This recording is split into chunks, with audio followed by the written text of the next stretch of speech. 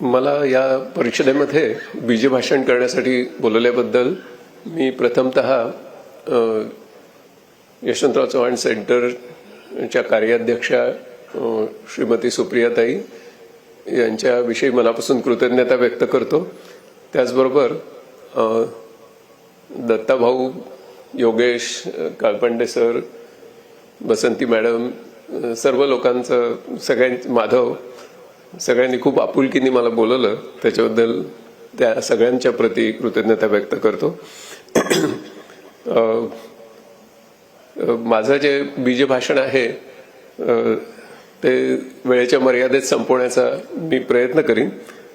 तत्पूर्वी एवढंच म्हणेन की या कार्यक्रमाचं, या परिषदेचं प्रयोजन जितकं महत्त्वाचं आहे तितकंच याचं आयोजन सुद्धा खूप काळजीपूर्वक केलं गेलेलं आहे। आणि हे आयोजन करण्यासाठी गेले काही दिवस दत्ताभाऊ आणि त्यांचे सर्व सहकारी हे खूप अपार कष्ट घेत होते। त्यांचं कौतुक करण्यासाठी प्रथम आपण टाळ्यांचा जोरदार गजर करूया आणि त्यांचा हुरूप वाढवण्याचा प्रयत्न करूया। धन्यवाद। या प्रेझेंटेशनकडे जात असताना एक गोष्ट मला स्पष्ट करायची आहे की मूल्यांकनामध्ये सर्वसाधारणपणे गुण हा शब्द वापरला जातो। तर गुण हा शब्द मराठीमध्ये गुणवाचक आहे, परंतु इतक्या काळाच्या शिक्षण व्यवस्थेने तो संख्यावाचक करून टाकला आहे। त्याच्यामुळे या शिक्षणामध्ये कुठले गुण विकसित झाले यापेक्षा किती गुण मिळाले असाच विचार सर्वसाधारणपणे होतो। त्यामुळे या प्रेझेंटेशनमध्ये गुण हा जो शब्द वापरलाय तो तुम्ही गुणसंख्या वगैरे असं काहीतरी धरा, किंवा त्याला मराठीत मार्क्स असं म्हणतात, म्हणजे इकडे आपण गुण म्हणतो तिकडे खूण असा सुद्धा त्याचा अर्थ होऊ शकतो। तर त्याच्यामुळे तसा साधारण तुम्ही अर्थ धरा, परंतु आपल्याला या संख्यावाचकत्वापासून गुणवाचकत्वापर्यंत जायचं आहे आणि त्याच्यासाठी खरं म्हणजे मूल्यमापन किंवा ज्याला इंग्लिशमध्ये असेसमेंट असं आपण म्हणतो त्याचा महत्त्वाचा भाग आहे। या प्रेझेंटेशनमध्ये 3 घटकांवर आपण बोलणार आहोत। एक अर्थातच राष्ट्रीय शिक्षण धोरण NEP, दुसरं परख आणि तिसरं म्हणजे होलिस्टिक प्रोग्रेस कार्ड। या तिन्ही संकल्पना आहेत, या आता धोरणांच्या पातळीवर आहेत। SCERTने तुमचं या संबंधीचं बरंचसं प्रशिक्षण केलेलं आहे। याची जाणीव ठेवूनच हे बीजभाषण मी तयार केलं आहे। यामध्ये दत्ताभाऊ जसं म्हणाले तसं आज प्रथमतः आपण ही पॉलिसी समजून घेऊया, ही काय आहे ही समजण्याचा प्रयत्न करूया, ही कशासाठी आहे ते समजण्याचा प्रयत्न करूया आणि ती प्रत्यक्षात वर्गखोलीमध्ये आणण्यासाठी किंवा आपल्या शाळेमध्ये आणण्यासाठी जे काही आज आपल्यावर जे कन्स्ट्रेंट्स आहेत त्याचा विचार थोडा नंतर करूया, कारण आधी काय आहे ते समजलं पाहिजे, मग नाहीतर आपल्याकडे जसं ते म्हणाले की का शक्य नाही त्याची चर्चा सुरू होते। त्याच्यामुळे प्रथम आपण सैद्धांतिक बाजू समजून घेऊया। याच्यामध्ये जात असताना मी फक्त इतकंच म्हणू इच्छितो की या परिषदेमधून ज्या काही रेकमेंडेशन्स होतील, ज्या काही शिफारसी होतील, त्याच्यामध्ये एक शिफारस जरूर करावी आणि ती ही आहे की कुठल्याही एका शिक्षकाला जर परख आणि होलिस्टिक प्रोग्रेस कार्ड हे जर प्रत्यक्षात आणायचं असेल तर त्याच्याकडे फक्त 20 मुलं असायला पाहिजेत। मग कितीही जास्त शिक्षक लागले, नाही मी टाळ्या घेण्यासाठी हे वाक्य बोलत नाही, खूपच सिरियसली बोलतोय। तर कारण आपल्याकडे सगळ्यासाठी पैसे आहेत, फक्त शिक्षणासाठी आपल्याकडे पैसे नाही आहेत। आणि छोट्या छोट्या सुधारणा केल्या या देशामध्ये तर ते शक्य आहे। म्हणजे उदाहरणार्थ आपण जर फक्त आपल्या देशातला लॉजिस्टिक सेक्टर बघितला तर लॉजिस्टिक सेक्टरमध्ये आपण आपल्या GDPच्या 14% खर्च करतो, संबंध माल वाहतूक आणि हे सगळं जे आहे। जगाचं ॲव्हरेज काय आहे? जगाचं ॲव्हरेज आहे 7%. म्हणजे त्याच्यामध्ये जर तंत्रज्ञान वापरलं, नवीन व्यवसाय नीती वापरली आणि लॉजिस्टिक्सवरचा खर्च जर आपण 14%वरून 7%वर आणला तर आपल्याला सहज आत्ताच्या 2.5%वरून 6%वर शिक्षणावरचा खर्च नेणं शक्य आहे. ही काही फार अवघड गोष्ट नाही. तंत्रज्ञानाच्या काळामध्ये खूप वेगाने बदल घडतात. तुम्हाला असं कधीच वाटलं नव्हतं की तुमच्या फोनवरून तुम्ही account to account money transfer करा, UPI सारखं एक चमत्कार घडेल तुमच्या आयुष्यात, असं कधीच वाटलं नव्हतं. तर अशा अनेक क्षेत्र आहेत की ज्याच्यातून पैसे वाचवून आपण शिक्षणावरचा खर्च वाढवू शकतो. त्याच्यामुळे 20 विद्यार्थ्यांच्या पलीकडे भार एखाद्या शिक्षकावर जर नसेल तर ही धोरणं अतिशय परिणामकारकरित्या आपल्याला अंमलात आणता येतील.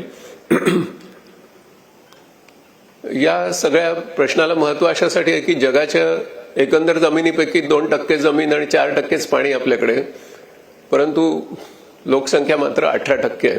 म्हणजे जवळजवळ 1/5 जग हे आपल्या देशात राहतं एवढूशा, आणि त्याच्यामुळे त्याचं एक संधीत रूपांतर करणं हे आपल्या हातात आहे. आणि म्हणून शिक्षणाला, कौशल्य विकासाला अनन्यसाधारण असं महत्व आहे. आणि या लोकसंख्येचं सबलीकरण करणं हे आपल्या देशासमोरचं पहिलं प्राथमिकतेचं धोरण असायला पाहिजे.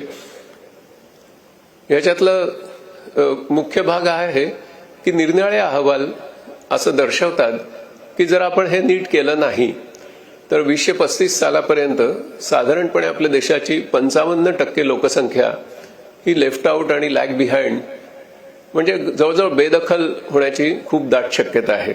आणि म्हणून शिक्षण हा आपल्या सामरिक गोष्टींचा, ज्याचा ताईंनी उल्लेख केला, सार्वभौमत्वाचा, अशा अनेक गोष्टींसाठी मूलभूत असा विषय आहे. त्याच्याकडे जे दुर्लक्ष होतं तर ते टाळण्यासाठी आपण शिक्षक म्हणून इतक्या आत्मीयतेने उपस्थित आहात, आणि असे आपल्यासारखे 50,000 शिक्षक हे एकवटले तर मग ही धोरणं योग्य दिशेला जाण्यासाठी निश्चितपणे गोष्टी घडतात. अनेक देशांमध्ये जिथे शिक्षण व्यवस्था अतिशय सबळ आहे त्याच्यामागे एकच कारण आहे की त्या देशाची शिक्षकांची संघटना अतिशय सबळ आहे. आणि ती शिक्षकांची संघटना फक्त इकॉनॉमिक रिडक्शनिझम, म्हणजे फक्त त्यांच्या पगाराच्या मागण्या न करता, सेवा शर्तींच्या मागण्या न करता त्या शिक्षणाच्या धोरणाविषयी ते भूमिका घेतात आणि त्यावर शासनाला यायला भाग पाडतात. आणि तशा प्रकारचं काम हे यशवंतराव चव्हाण प्रतिष्ठाननी करावं, आणि त्याच्यामध्ये माझा सहभाग नेहमीच असेल असं मी त्यांना सांगत आलो आहे. त्याच्यामुळे शिक्षकांनी शिक्षणाची धोरणं ठरवण्यामध्ये अग्रदूताची भूमिका पार पाडणं हे आपल्याला यासाठी आवश्यक आहे कारण जगाची 18% लोकसंख्या ही आपल्या देशात आहे. आपल्याकडे काय नाही, ज्या डावीकडे 2 गोष्टी दाखवल्यात त्याचा फार विचार करण्यात शहाणपण नसतं. आपल्याकडे काय आहे आणि त्याचं आपण काय चांगलं करतो ह्याच्यावर आपल्या देशाचं भवितव्य अवलंबून असतं. त्याच्यामुळे आपल्याला या शिक्षणातून काय करायचंय तर एक बुद्धिमान भारत, युक्तिमान भारत, म्हणजे जो इनोव्हेशन्स करेल अशा प्रकारचा एक भारत, आणि अर्थातच नीतिमान भारत हा घडवायचा आहे. या दिशेने आपल्याला जात असताना फक्त लिटरसी आणि न्यूमरसी याच्यावर जो भर दिला जातो त्याबरोबर क्रिएटिव्हिटी, सर्जनशीलता याच्यावरही भर देण्याची गरज आहे. आजच्या सादरीकरणामध्ये काही पारदर्शिका या इंग्रजीतून असतील. याचं कारण मागे मी ज्या वेळी इथे भाषणं केली त्यावेळी बाहेर पडल्यानंतर इंग्रजी माध्यमाचे शिक्षक भेटले आणि ते म्हणाले की थोडंसं इंग्रजीत पण मधून मधून सांगत चला, म्हणून काही स्लाइड्स मी इंग्लिशमध्ये केल्यात. मेक इन इंडिया हे यशस्वी करण्यासाठी सुद्धा आपली शिक्षण व्यवस्था सबळ करण्याची गरज आहे. मेक इन इंडिया कधी यशस्वी होईल? ज्यावेळेला discover in India, invent in India आणि इनोव्हेट इन इंडिया ही 3 अभियानं यशस्वी आपण करू, तेव्हाच ते यशस्वी होईल. आता डिस्कव्हर इन इंडिया हे यशस्वी करायचं असेल तर ज्या ज्या देशांमध्ये आज मोठ्या प्रमाणात संपत्ती गोळा होते ती कशामुळे होते तर त्यांच्याकडे ज्ञानोत्कर्ष करण्यामध्ये त्यांना यश मिळालेलं आहे. हा जो स्मार्टफोन तुम्ही बघता तर हा त्याच्या वजनावर तुम्ही विकत घेत नाही, तर याची जी किंमत हजारो रुपयांची तुम्ही देता ही याच्यामध्ये साधारणपणे 2 लाख पेटंट्स असतात आणि त्या पेटंट्सच्या रॉयल्टीसाठी त्या पेटंट होल्डर्सना तुम्ही पैसे देत असता. त्याच्यामुळे 21व्या शतकातली संपत्ती ही नव्या ज्ञानोत्कर्षातून निर्माण होते आणि तसा ज्ञानोत्कर्ष भारतात जर घडायचा असेल तर आमच्या लहान लहान मुलांना आम्हाला डिस्कव्हर कसं करायचं, इन्व्हेंट कसं करायचं याच्यात न्यावं लागेल. कितीही अडचणी असल्या, त्याचे जे काही आपल्यावर बंधनं आहेत ती असली तरी सुद्धा या दिशेने आपल्याला प्रवास करण्याची गरज आहे. आणि डिस्कव्हर ज्यावेळी मी म्हणतो त्यावेळी discover yourself as well as discover the new knowledge, the frontiers of knowledge, असा सगळाच भाग आहे. जगामधली जी नोबेल पारितोषिकं मिळाली आहेत किंवा ह्याच्यामध्ये सुद्धा म्हणजे हे एक प्रतिकात्मक आहे. तुमच्या जीवनात येणाऱ्या जवळजवळ सगळ्याच वस्तूंमध्ये आता पेटंट्स आहेत, त्याची रॉयल्टी तुम्ही देताय, जशी तुमची औषधं आहेत वगैरे.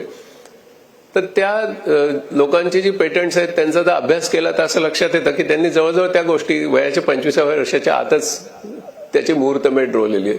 नंतर पुढे त्याची मॅच्युरिटी वाढत गेलेली आपल्याला दिसते.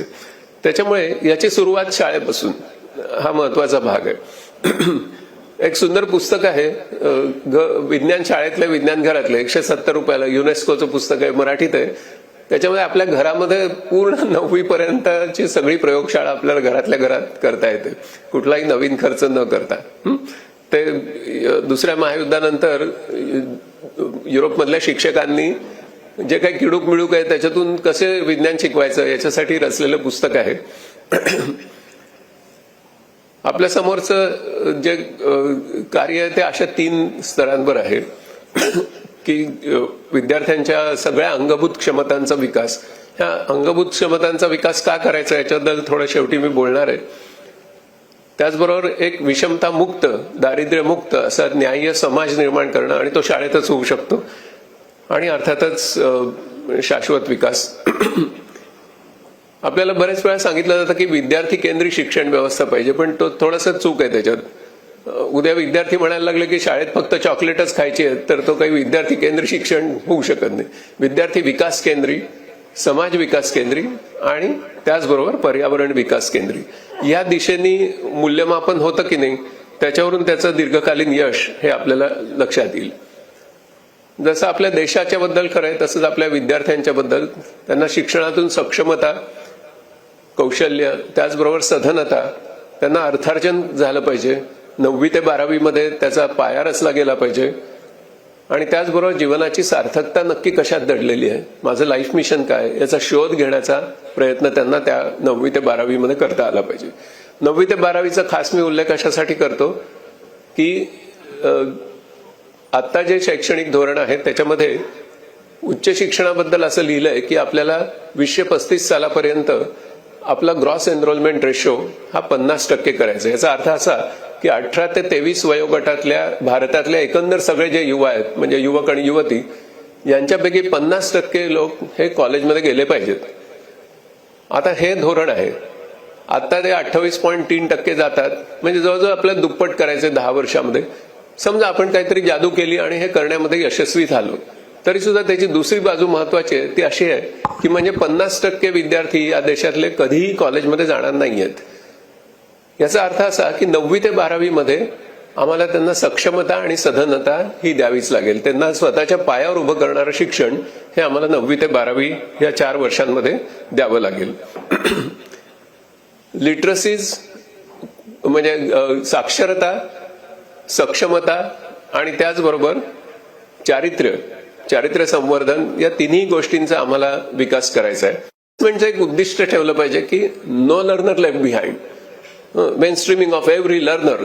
आणि हे प्रत्यक्षात आणलेलं आपण बघतो ते म्हणजे फिनलंडमध्ये रेसिंग फॉर द टॉप हा शिक्षणाचा अजेंडा नाही.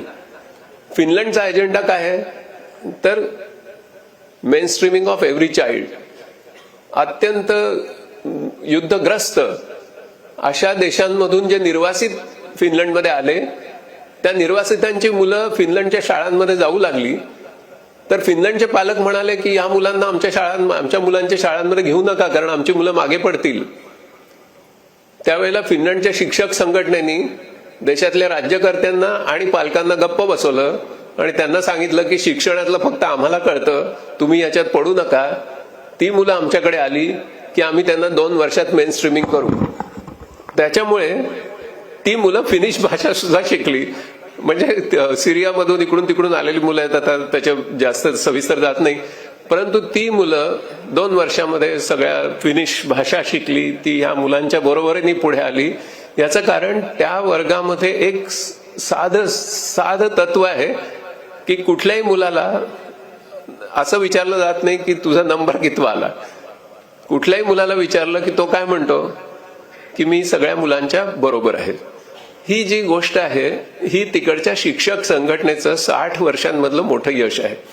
त्याच्यामुळे no learner left behind, no parent left behind, no teacher left behind, याच्यासाठी आपण मूल्यमापनाकडे बघितलं पाहिजे.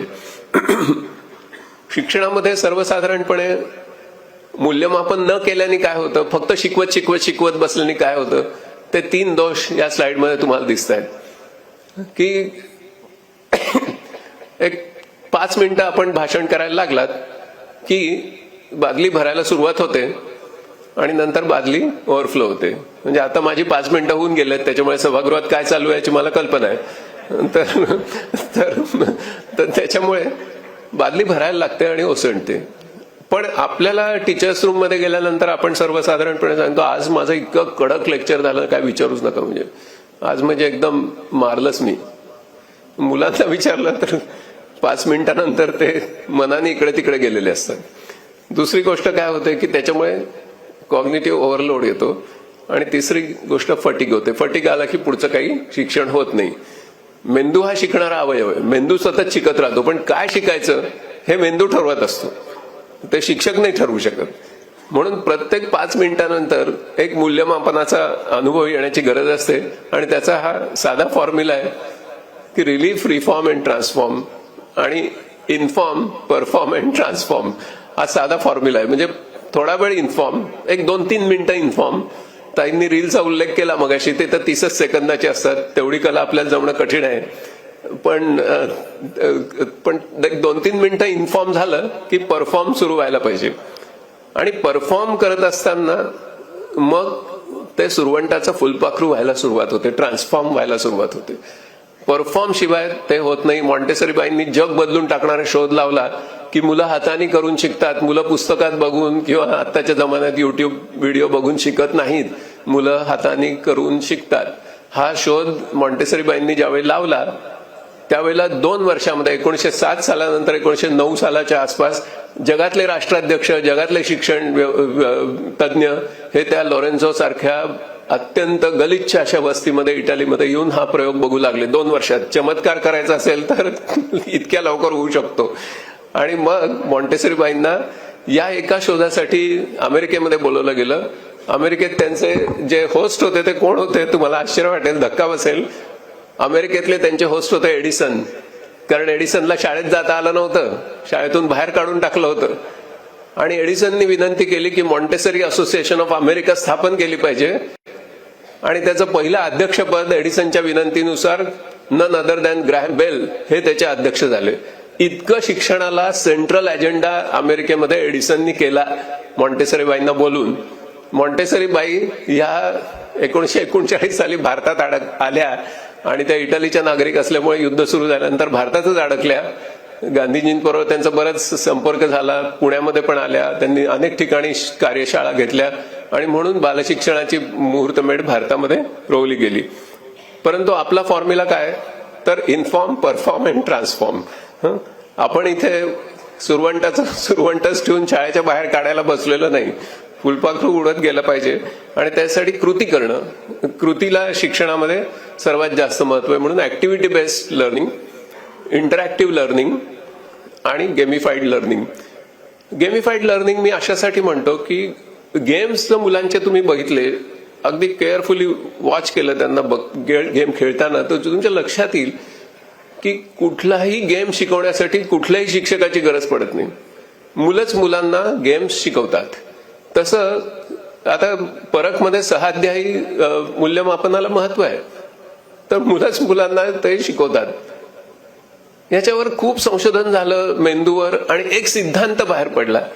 तो सिद्धांत असा आहे की चिल्ड्रन आर एम्पॅथेटिक, मुलांना इतर मुलांविषयी आत्मानुभूती असते. आणि दुसरा शोध लागला ते म्हणजे चिल्ड्रन आर पेडॅगॉगिक, म्हणजे मुलं मुलांना शिकवू शकतात. तशी संधी जर शाळेमध्ये निर्माण झाली, 20 मुलं असली, सगळी गोल बसली, शाळेत बेंचेस वगैरे नसले, फक्त सतरंजी असली तर ते शक्य आहे. बेंचेस विकून काही पुस्तकं घेता आली तर जरूर घ्या. म्हणजे शाळेतले बेंचेस काढून टाकले की खूपच महत्वाचं शैक्षणिक कार्य घडून येईल. कारण बेंचेसमधून एक संस्कृती पाझरते, ती म्हणजे समोर एक कमांडर उभा आहे आणि बाकी सगळ्या सैनिकांनी त्याचे आदेश मानायचेत. तर ती खूप चुकीची संस्कृती आता म्हणजे ज्ञानरचनावादाच्या काळात आहे. असेसमेंटमध्ये काय झालं पाहिजे, तर असेसमेंट विषयी माझी सर्वात मोठी खंत अशी आहे की आपण आपल्या देशाचा घात करतोय. कुठल्या कुठल्या सामाजिक अशा प्रेशर्सना बळी पडून आपण तो घात करतोय, तो हा करतोय की आपण अजून अजून अजून अजून सोपे प्रश्न काढा आणि मुलांना पास करा, ह्याच्यामध्ये अडकलेलो आहोत. आणि त्याच्यामुळे सुलभीकरण, अतिसुलभीकरण याच्यामुळे आपण एक समाज म्हणून खूप मागासलेले राहतो आहोत. आपण फार मोठे विचारवंत वगैरे असे काही प्रोड्यूस करू शकलो नाही. सगळी नंबर 2, नंबर 3ची माणसंच आपण प्रोड्यूस करतो. आपण सुंदर पिचै यांचं नाव घेतो, सत्य नाडेलांचं नाव घेतो, पण नंबर 2 आहे ते नेहमी लक्षात ठेवायला पाहिजे आपण. आणि त्याच्यामुळे ही पद्धत जर वापरली नसेल तर तुमचं चूक आहे वगैरे वगैरे वगैरे करणं म्हणजे कन्फॉर्मिटी. आणि त्याला या पुढच्या जगात अजिबात काहीही वाव राहणार नाही. प्रत्येक जण सर्जनशीलतेने नवीन काय करतोय ह्याला महत्व असणार आहे. त्याच्यामुळे कन्फॉर्मिटी टू ट्रान्सफॉर्मिटी म्हणजे मी परिवर्तन काय करतोय. आणि तिसरी गोष्ट क्लास क्रिएशन. बाबासाहेब आंबेडकरांचा फार सुंदर थिसिस आहे कास्ट अॅनिलेशनवरचा. तसं क्लास अॅनिलेशन त्यांनी त्याच्यामध्ये कास्ट इज अँटी नॅशनल असा शब्द वापरलेला आहे. तर वर्गामध्ये क्लासेस तयार करणे इज अँटी नॅशनल. म्हणजे हा फर्स्ट क्लास, हा सेकंड क्लास, तो थर्ड क्लास, तो नापास, असे class creation is anti national. प्रत्येक शिक्षकांनी असेसमेंटमध्ये हे लक्षात घेतलं पाहिजे, मला क्लास अॅनिलेशन करायचं. कारण प्रत्येक विद्यार्थी कशा ना कशात तरी चांगला आहे, तो त्याला शोध लावून देणं, त्याची डिस्कव्हरी करणं हा आमचा उद्देश आहे. त्याचबरोबर मूल्यमापनाचा उपयोग हा फीडबॅकसाठी आहे. मूल्यमापनाचा उपयोग हा विद्यार्थ्यांची प्रतवारी करणं, त्यांची क्रमवारी करणं, त्यांना रँकिंग देणं याच्यासाठी नाही. आणि त्याच्यामुळे याचं काम विद्यार्थ्यांवर तू अप्रगत आहेस असा शिक्का मारण्यासाठी मूल्यमापन नाही. मूल्यमापन आमची सिस्टीम सुधारण्यासाठी आहे. हा एक फार महत्वाचा विचार हा परखच्या याच्यामध्ये आपल्याला बघायला मिळतो. त्याचबरोबर होलिस्टिक प्रोग्रेस कार्डमध्ये काय असायला पाहिजे, आता मी पुढे त्याचा HPC असा उल्लेख करत जाईन. तर त्याच्यामध्ये माझी बलस्थानं काय हे मला कळायला पाहिजे. कारण माझे